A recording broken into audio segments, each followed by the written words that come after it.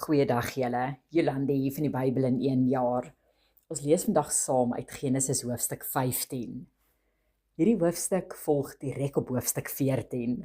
En indien mens nie hoofstuk 14 gelees het nie, mag hoofstuk 15 se inleiding dalk nie heeltemal sin maak nie.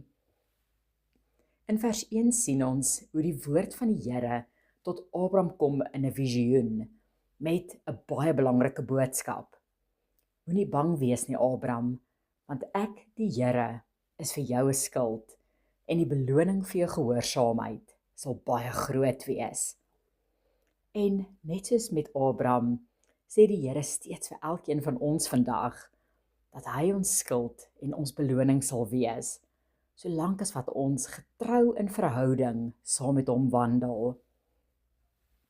In verse 2 en 3 sien ons hoe Abraham dan openlik sy ongeloof uitspreek teenoor die Here, wanneer hy nie verstaan hoe beloning enigsins kon sin maak as die Here nie vir hom 'n nageslag gegee het, soos reeds beloof was in Genesis 12 vers 2 nie.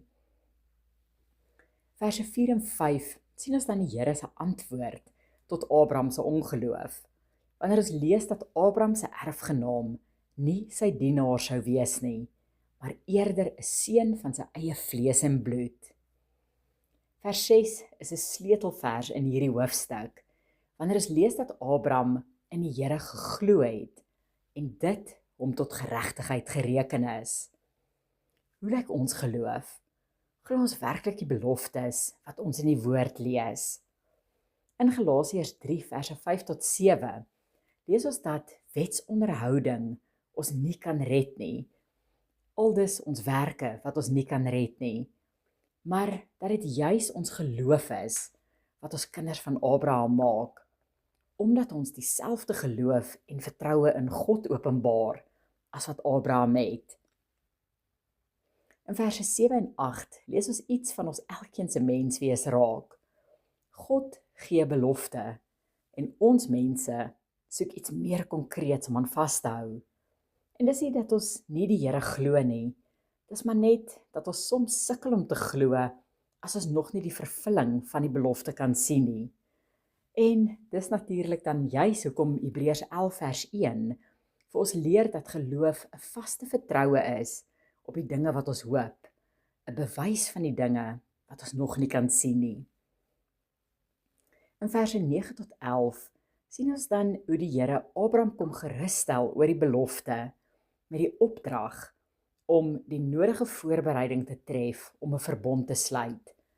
En verse 12 tot 16 neem ons dan in die sluiting van die verbond in. Dit was 'n gekompliseerde belofte, want aan die een kant het Abraham nou die sekerheid gehad dat hy 'n seun van sy eie sou hê, maar aan die ander kant het daar vir hierdie seun se nageslag die waarskuwing van swaar tye gelê, alvorens die volk besit van die grond sou kon neem. En soos ons reeds weet uit Eksodus hoofstuk 1, het die Israeliete bitterlik swaar gekry tydens hul verblyf in Egipte.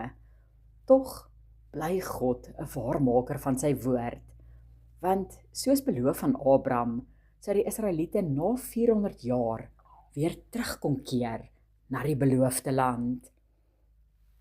En in verse 17 tot 21 word die verbond dan verseël met God se teenwoordigheid in die rokende oond en vurige fakkel, simbole van God se heerlikheid wat ons weer en weer in die skrif gaan raaklees. Ons dien steeds vandag dieselfde God van Abraham, Isak en Jakob.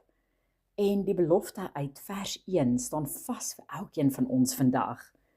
Die Here is steeds ons skild van beskerming en hy sal ons beloon vir ons geloof en gehoorsaamheid. So, selfs al voel dit of niks om jou altyd sin maak nie, onthou wat Abraham moes deurgaan voor die vervulling van die belofte vir 'n seun. Mag julle elkeen 'n geseënde dag hê. Totsiens.